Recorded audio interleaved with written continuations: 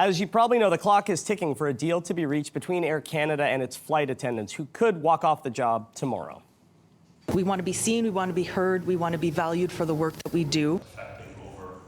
The airline holding a news conference yesterday, which was interrupted by flight attendants accusing Air Canada of forcing unpaid work.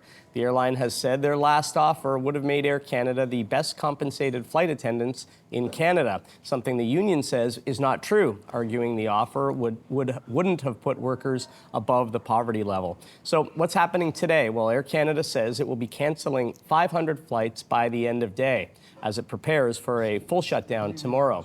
The gradual suspension of flights started yesterday. If a deal cannot be reached, Air Canada has asked the federal government to step in and force mediation. Well, remote work is being canceled for tens of thousands of provincial employees in Ontario. I like going into the office, but I also really love working from home too. And there's a lot of flexibility with that. And at the end of the day, if the work is getting done, isn't that what matters? I have to think about our busing situation because my kids are going to two different schools. I think about before and after, and a lot of things to think about. Ontario's public servants were first called back for 3 days a week in the office in 2022 after remotely working for much of the pandemic.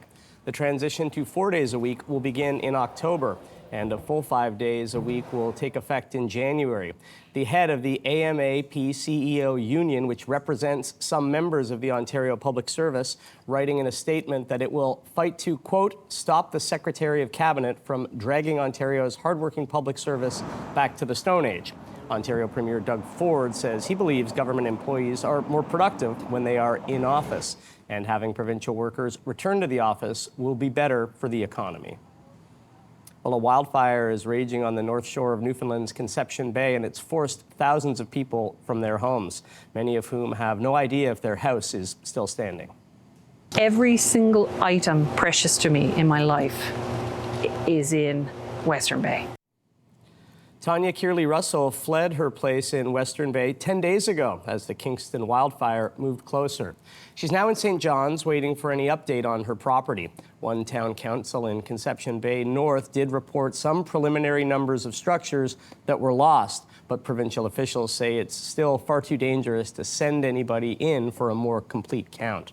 The fire is now heading further north and more evacuation alerts have been issued. If there was a Tetris packing championship, we'd probably win it. We're just jammed much stuff as we could get in there. And a growing out-of-control wildfire in Nova Scotia's Annapolis Valley has now forced the evacuation of more than 40 homes. The evacuation order expanded late last night after a lightning strike ignited nearby woodlands, triggering intense, out-of-control flames. We're really, really pleased that the Irish Town fire is contained because of fantastic work from our firefighters and ground crews and emergency responders. And a bit of good news in New Brunswick, with officials saying one of the 3 major fires there has now been contained. That means they have it under control, but officials do warn it could still flare up. The province's largest fire in Miramichi is still out of control.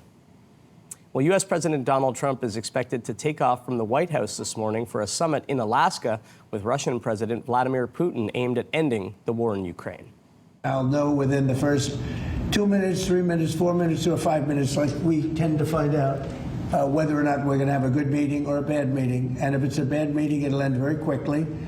And if it's a good meeting, we're going to end up getting peace in the pretty near future. Putin has called Trump's efforts to end the war, quote, energetic and sincere. One person that will not be at today's summit is Ukrainian President Volodymyr Zelensky, though Trump has said he wants to hold another summit involving him. Trump and Putin are expected to sit down for a one-on-one meeting before being joined by other officials from both countries. The plan also includes a joint press conference, though the White House says if it does not go well, Trump will hold one on his own.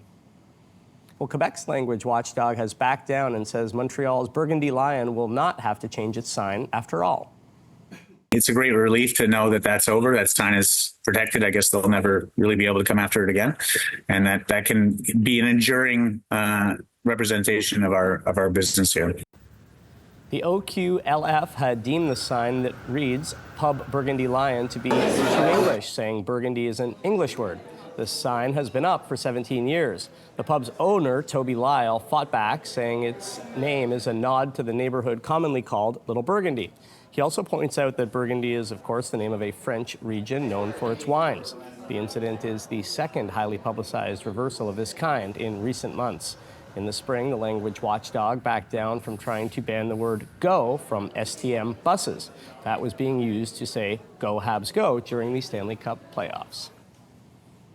Well, this next story is marvelous. No, not great. Not great at all. The Toronto Zoo is showing off its newest residents, a pair of Highland cows. I definitely like their fur. They look kind of silly with all their hair and stuff. Their horns, too, they're really cool. The pair are from Ontario, but their lineage can be tracked back to Scotland.